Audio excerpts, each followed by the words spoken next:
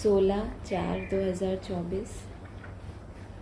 मीठे बच्चे, तुम्हें सतो प्रधान बनना है तो बाप को प्यार से याद करो। पारसनाथ शिव बाबा तुम्हें पारसपुरी का मालिक बनाने आए हैं। प्रश्न है, तुम बच्चे किस एक बात की धारणा से ही महिमा योग्य बन जाएंगे? किस एक बात की धारणा से महिमा योग्य हो जाएंगे? पवित्रता। कुछ आज अलग आंसर है। बाबा ही जाने। कभी कुछ बोलते, कभी कुछ कभी कुछ। उत्तर है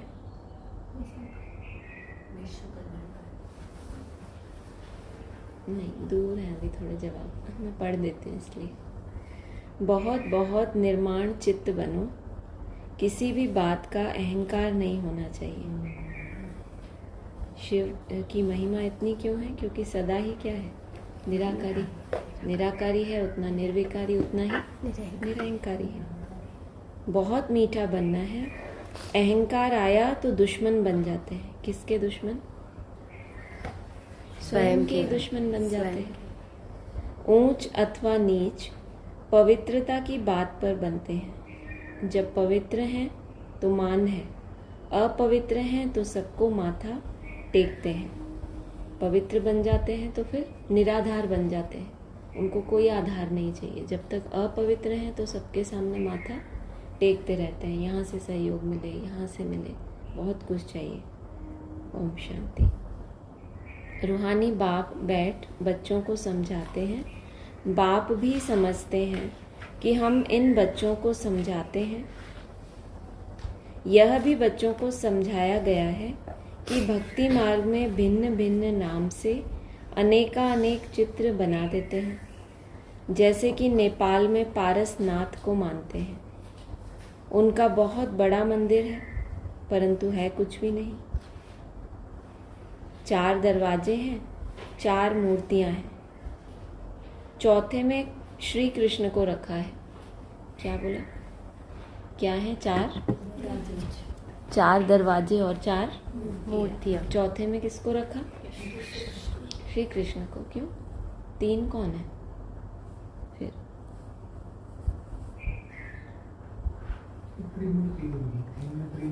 वेरी गुड, ऑब्वियस हो गया ना, लेकिन बहुत सही जवाब। त्रिमूर्ति उसको बोला है दत्तात्रेय। श्री कृष्ण ब्रह्मा बाबा की आत्मा को क्या बोला? 3 के द्वारा दिया हुआ। आदि में त्रिमूर्ति के साथ शिव बाप आते हैं, और ब्रह्मा बाबा का पाठ तो बाद में हुआ ना। 47 से मुरली निकलती आई, साक्षात्कार का रहस्य, तो वो पाठ 10 साल के बाद फील्ड पे आया। बाप आते हैं तो त्रिमूर्ति के साथ, तो वो त्रिमूर्ति जो अंत में प्रत्यक्ष होती है वो आदि में भी होती है, और ब्रह्मा का पाठ बीच में। अब शायद कुछ बदली कर दिया हो। अब पारसनाथ तो जरूर शिव बाबा को ही कहेंगे।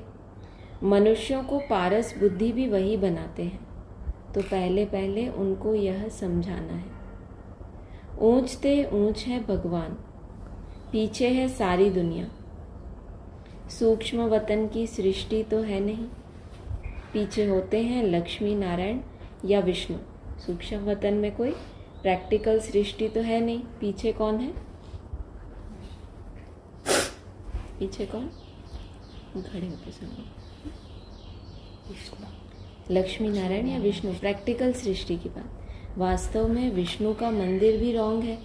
विष्णु चतुर्भुज, 4 भुजाओं वाला कोई मनुष्य तो होता नहीं। बाप समझाते हैं यह लक्ष्मी नारायण है, जिनको इकट्ठा विष्णु के रूप में दिखाया है। लक्ष्मी नारायण में दोनों अलग अलग हैं। क्या मतलब? हमें नहीं पता कि लक्ष्मी नारायण माना एक मेल एक फीमेल। 2 लक्ष्मी नारायण की बात है, इसलिए बोलना पड़ा। लक्ष्मी नारायण के दोनों अलग अलग हैं। सूक्ष्म वतन में विष्णु को 4 भुजाएं दे दी हैं, अर्थात दोनों को मिलाकर चतुर्भुज कर दिया है।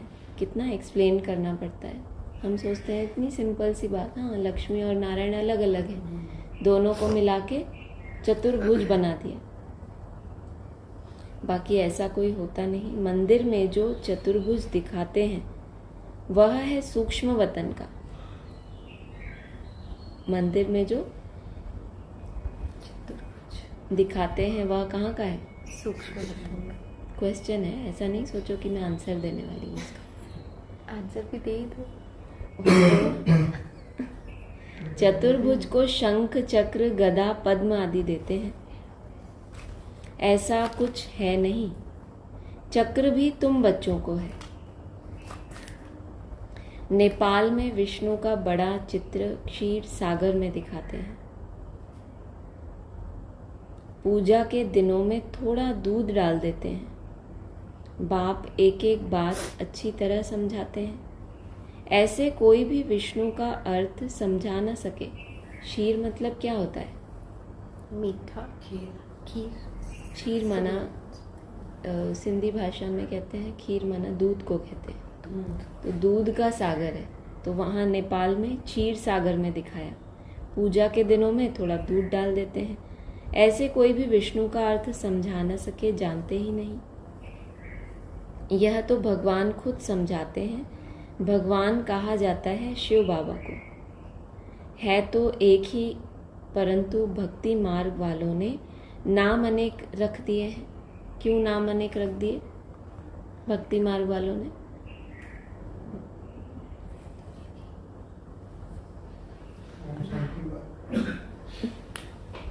नाम अनेक रख दिया है।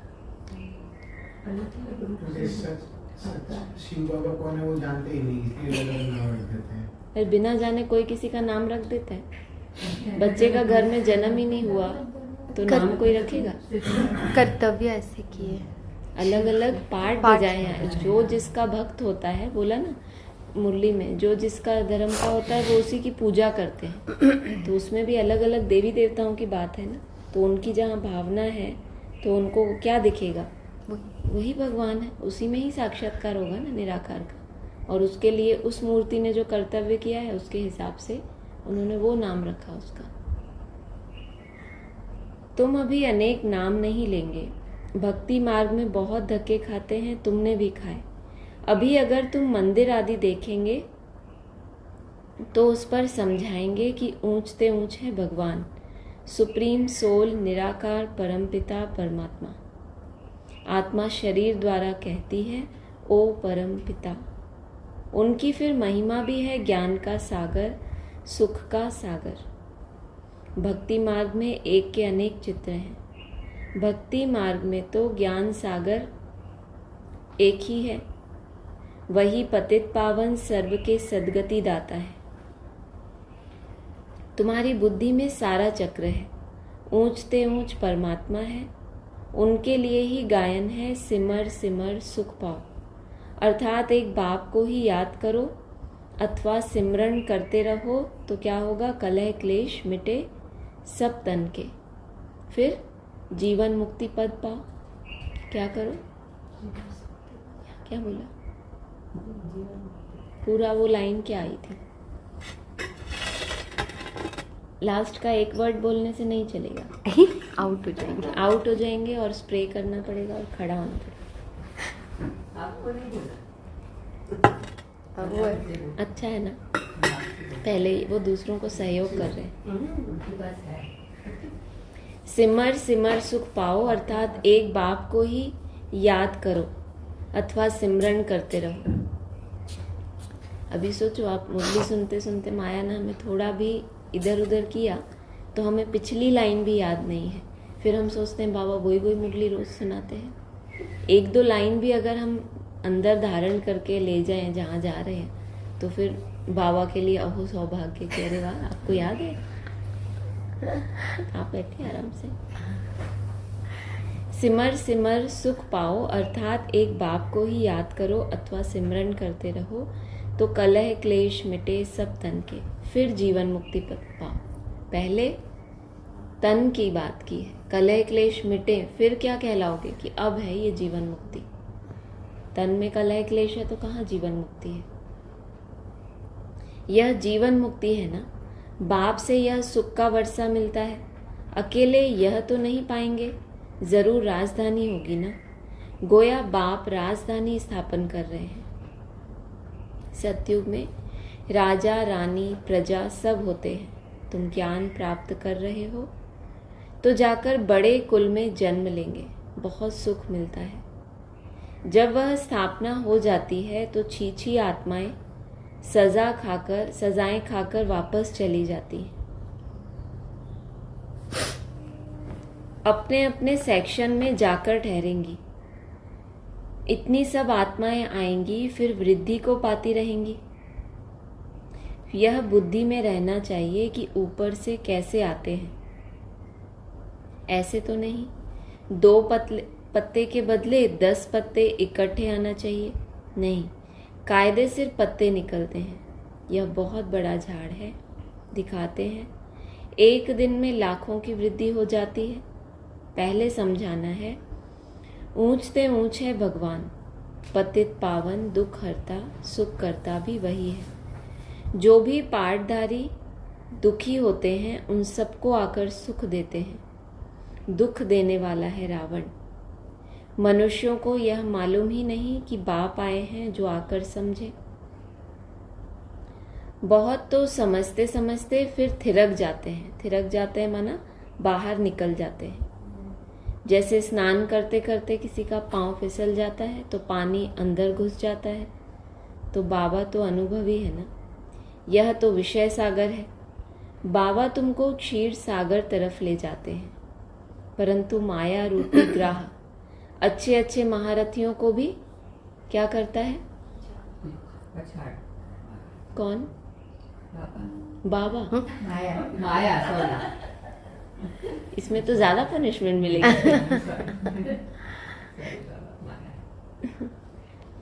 जीते जी बाप की गोद से मरकर रावण की गोद में चले जाते हैं, अर्थात मर पड़ते हैं। जीते जी बाप की गोद से मरकर जिंदा थे ज्ञान में, फिर बाप की गोद से डिटैच होके कहाँ चले गए? रावण की गोद में। माना ज्ञान से मरे भी नहीं है, लेकिन गए कहाँ? रावण की तरफ चले गए। तुम बच्चों की बुद्धि में है ऊंचते ऊंच बाप, फिर रचना रचते हैं। हिस्ट्री ज्योग्राफी सूक्ष्म वतन की तो है नहीं। भले तुम सूक्ष्म वतन में जाते हो, साक्षात्कार करते हो। उस समय जब ये वाणी चली तब हिस्ट्री और ज्योग्राफी कोई ऐसा लोकेशन कोई ढूंढ ले कि कहाँ है वो स्थान जहाँ सूक्ष्म वतन है, जहाँ से सब आत्माएं सृष्टि पर पार्ट प्ले करने के लिए आती हैं। तो हिस्ट्री ज्योग्राफी तो सूक्ष्म वतन की है नहीं। भले तुम सूक्ष्म वतन में जाते हो, साक्षात्कार करते हो, वहाँ चतुर्भुज देखते हो, चित्रों में है ना, तो वह बुद्धि में बैठा हुआ है तो जरूर साक्षात्कार होगा। सोचो, साक्षात्कार का आधार क्या? भावना है। एक मुरली में बाबा ने कहा है, समझ को ही साक्षात्कार कहा जाता है। साकार मुरली का पॉइंट है क्या? समझ को ही साक्षात्कार कहा जाता है। और बाकी ये जो बंद आंखों के और ये जो भावना के आधार से हो रहे हैं, वो आपकी ही जो भावनाएं हैं उसी का रिजल्ट आपको मिल रहा है। इतनी श्रेष्ठ आपकी भावना है, कहीं पर भी बैठ गई, कि किसी की दादियों के प्रति होती है, किसी की अलग अलग बाप दादा के प्रति, ब्रह्मा बाबा के प्रति, उनको वही संपूर्ण स्वरूप दिखता नहीं है क्या? तो क्या हुआ उससे? क्या वही संपूर्ण सत्य है? नहीं, उनको उनकी जो श्रेष्ठ भावनाएं हैं उसका फल मिल रहा है, क्योंकि वो उससे खुश होने वाले हैं। ऐसा कुछ दिख जाता है, रोमांच खड़े होते हैं, आंसू आते हैं। तो भक्ति में क्या होता है? सब कुछ बाहर ही होता है। पहली अव्यक्त वाणी चली थी 69 में, पहली बाबा ने सीधा कट कर दिया। स्नेह का अर्थ ये नहीं है कि कंप्लीट करेगा कोई? हाँ, मैं बोलती रहती हूँ ना, इसलिए इनको याद है। स्नेह का अर्थ ये नहीं है कि आपने 2 आंसू बहा दिए। समान बनना ही स्नेह है। अगर आप बाप समान नहीं बने और कितने भी आंसू बहाओ, 2 आंसू क्या 200 आंसू बहाओ, नहीं मानता बाप की आपका उससे स्नेह है। सोचो फिर साक्षात्कार कहाँ लग रहे हैं? जो केवल हमें थोड़ी सी देर के लिए भाव विभोर करते हैं, कितना डिफरेंस है। इसीलिए बोला, जो आपकी बुद्धि में बैठा हुआ है ना, तो वही आपकी भावना को भगवान पूरा करता है, ताकि आप आगे बढ़ो। आगे बढ़ के भी तो समझ तक ही आना है ना, लेकिन वो एक सीढ़ी है वहाँ तक, उसमें गलत कुछ नहीं है। श्रेष्ठ भावनाएं, शुद्ध भावनाएं, पहले तो मूर्तियों के प्रति भावनाएं होती थी, फिर चैतन्य के प्रति आई, फिर चैतन्य में भी जो सर्वश्रेष्ठ मूर्तियाँ उनके प्रति भावनाएं आई, फिर उन मूर्तियों को भी जो बनाने वाला है। हम सीढ़ी तो चढ़ ही रहे ना, तो हमारी उल्टी सीढ़ी है। लेकिन मुरली का ये महावाक्य है, समझ को ही साक्षात्कार कहा जाता है। फिर इसके साथ मुझे एक रिलेट हुआ पॉइंट कि साक्षात्कार की चाबी शिव बाबा के हाथ में है और समझ को ही साक्षात्कार कहा जाता है। तो ये जो मन बुद्धि के जो साक्षात्कार हैं, इसकी जो चाबी है, बाकी जिसकी जैसी भावनाएं हैं उसका फल अव्यक्त आत्माएं भी हैं वो देने के लिए, निराकार बाप भी है, उसका अभी हम नहीं इतना कह सकते क्या रोल किसका है। बाकी ये पक्की बात है, साक्षात्कार की चाबी है शिव बाबा के, चाहे आपकी भावनाओं के आधार से दे, चाहे आप मन बुद्धि को बहुत एकाग्र कर रहे हो।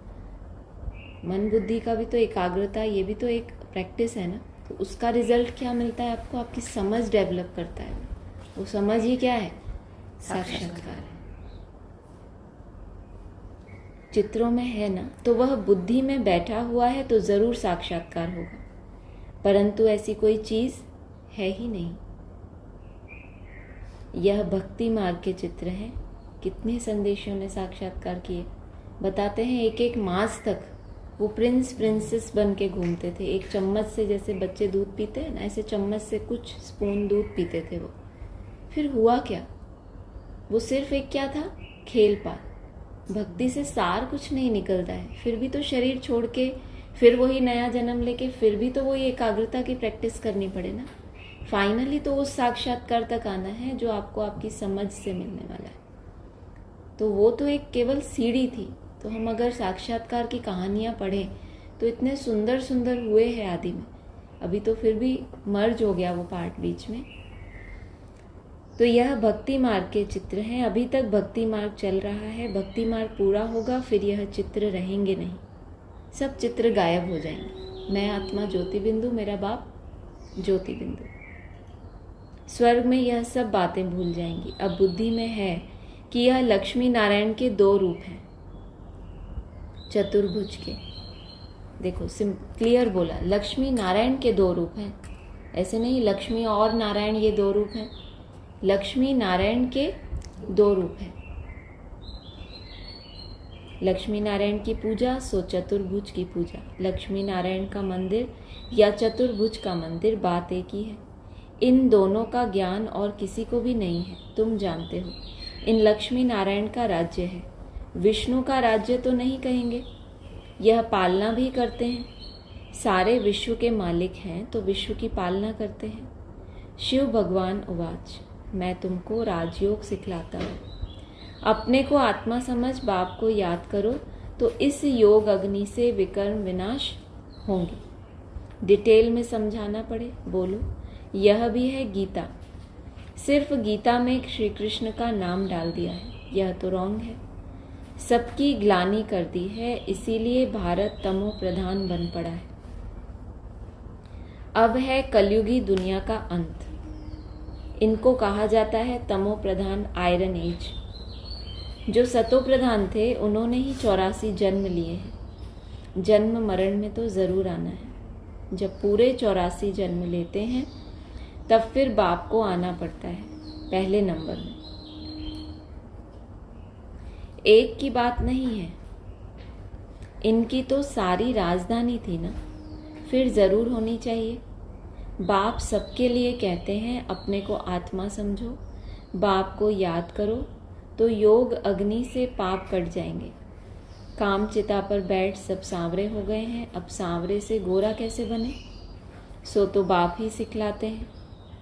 श्री कृष्ण की आत्मा जरूर भिन्न भिन्न नाम रूप लेकर आती होगी। जो लक्ष्मी नारायण थे उनको ही 84 जन्मों के बाद फिर वह बनना है। उनको ही 84 जन्मों के बाद फिर वह बनना है, तो उनके बहुत जन्मों के अंत में बाप आकर प्रवेश करते हैं, फिर वह सतो प्रधान विश्व के मालिक बनते हैं। तुम्हारे में पारसनाथ को पूजते हैं, शिव को भी पूजते हैं, जरूर उन्हों को शिव ने ही ऐसा पारसनाथ बनाया होगा। टीचर तो चाहिए ना, वह है ज्ञान सागर। अब सतो प्रधान पारसनाथ बनना है तो बाप को बहुत प्यार से याद करो। सतो प्रधान पारसनाथ, तो रजो प्रधान पारसनाथ भी होते हैं क्या?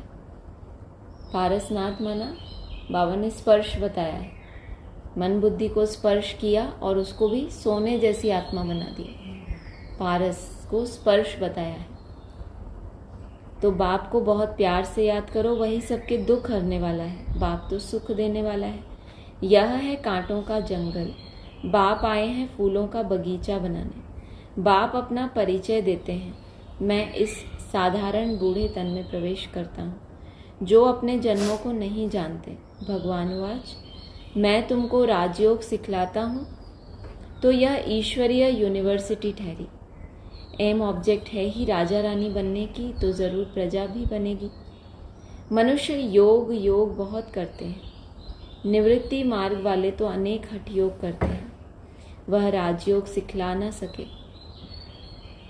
बाप का है ही एक प्रकार का योग, सिर्फ कहते हैं अपने को आत्मा समझकर मुझ बाप को याद करो। 84 जन्म पूरे हुए, अब वापस घर जाना है, अब पावन बनना है। एक बाप को याद करो, बाकी सबको छोड़ो। भक्ति मार्ग में तुम गाते थे कि आप आएंगे तो हम एक संग जोड़ेंगे, तो ज़रूर उनसे वर्षा मिला था ना। आधा कल्प है स्वर्ग, फिर है नरक। कौन सा आधा कल्प स्वर्ग? कब से कब? हाँ, कब? अभी आधा कल्प स्वर्ग नहीं आएगा। हाँ। जो शूटिंग पीरियड की बात है, आधा कल्प माना कितने वर्ष? 7 वर्ष। 7 वर्ष, तो वो हो गया आधा कल्प स्वर्ग। फिर है नरक, रावण राज्य शुरू होता है अभी से शुरू ना। 9 अप्रैल स्टार्ट। आपका टाइम शुरू हो गया है, इसलिए तो पूछते हैं ना, नई दुनिया में हो या जा रहे हो? कल पूरा हो या जा रहे हो? कल जा रहे थे ना, आज पहुंच गए। आज पहुंच गए। अपने को देह ना समझो। क्या करना है? पहुंचना है तो देह नहीं समझना। आत्मा अविनाशी है, आत्मा में ही सारा पार्ट नूंदा हुआ है जो तुम बजाते हो। अब शिव बाबा को याद करो तो बेड़ा पार हो जाए। बेड़ा कौन सा? अब इस बेड़े को भी साथ में क्या करना है? पार। तो अब ये मुसीबत है कि अब ज्यादा याद करो। सन्यासी पवित्र बनते हैं तो उनका कितना मान होता है, सब माथा झुकाते हैं। पवित्रता की बात पर ही ऊंच नीच बनते हैं। देवताएं हैं बिल्कुल ऊंच, सन्यासी फिर एक जन्म पवित्र बनते हैं, फिर दूसरा जन्म तो विकार से ही लेते हैं। देवताएं होते ही हैं सतयुग में। अब तुम पढ़ते हो, फिर पढ़ाते भी हो। कोई पढ़ते हैं लेकिन दूसरों को समझा नहीं सकते क्योंकि धारणा नहीं होती। बाबा कहेंगे तुम्हारी तकदीर में नहीं है तो बाप क्या करे? बाप यदि सबको आशीर्वाद बैठ करे तो सब स्कॉलरशिप ले लेवे। अगर बाप बैठ एक एक को आशीर्वाद करे तो इसका मतलब ये जो हम साक्षात्कार करते हैं ये कोई बाप की आशीर्वाद नहीं है, ना ही उससे हमारे विकर्म विनाश होते, लेकिन हमें आगे बढ़ने के लिए एक सीढ़ी है। वह तो भक्ति मार्ग में आशीर्वाद करते हैं, सन्यासी भी ऐसे करते हैं। उनको जाकर कहेंगे मुझे बच्चा हो, आशीर्वाद करो। अच्छा तुमको बच्चा होगा, बच्ची हुई तो कहेंगे भावी, बच्चा हुआ तो वाह वाह कह चरणों पर गिरते रहेंगे।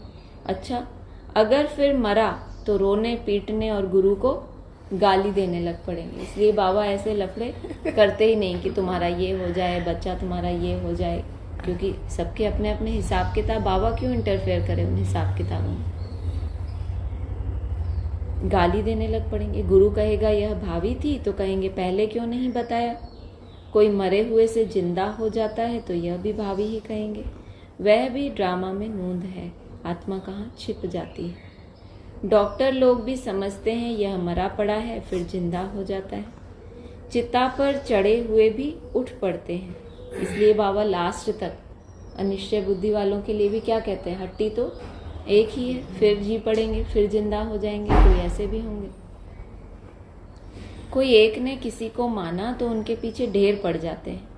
तुम बच्चों को तो बहुत निर्माण चित्त होकर चलना है। अहंकार जरा भी न रहे।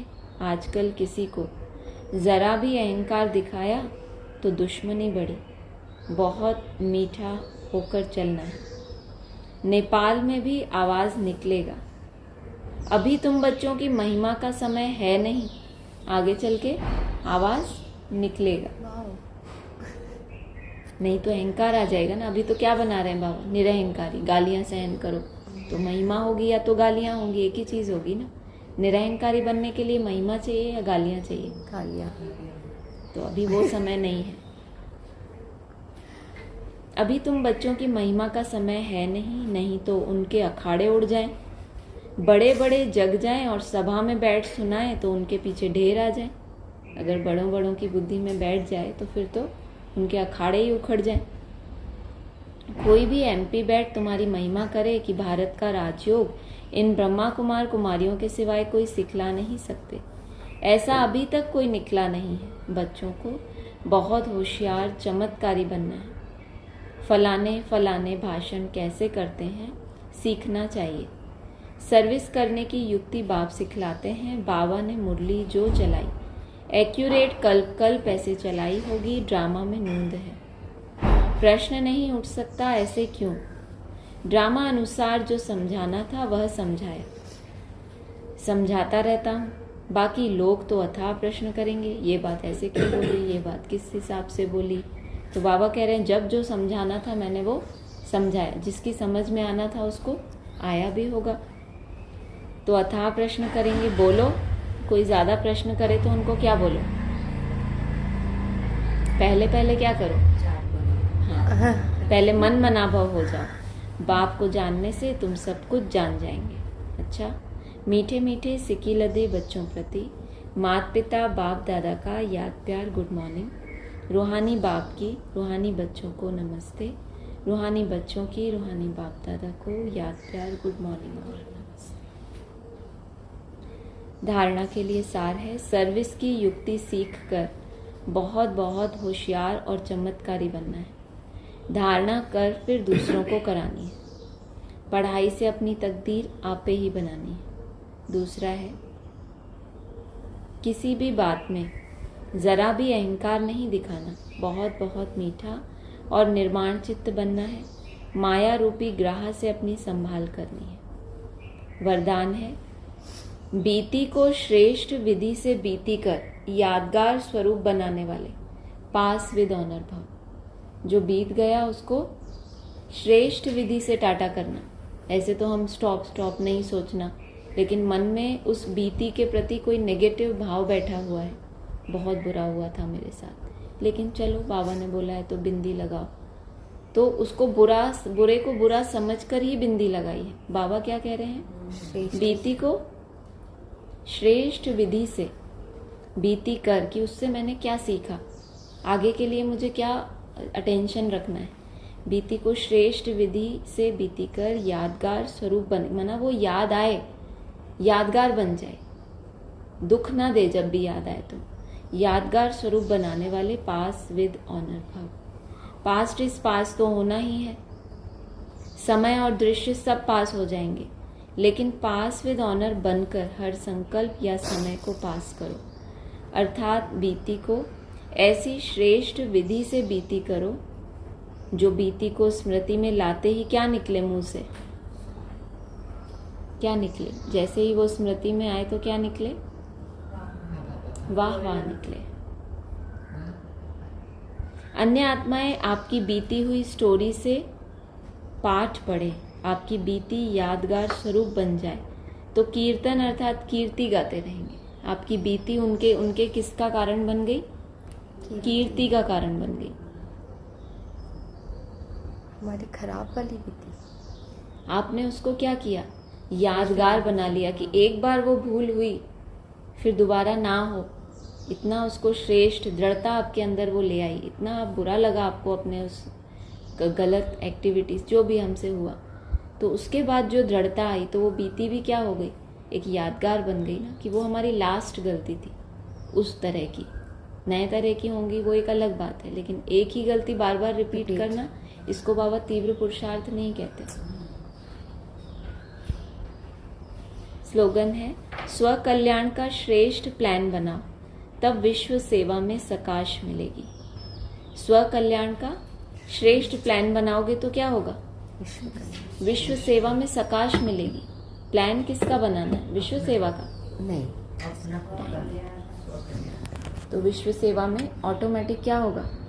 सकाश मिलती रहेगी। ओम शांति।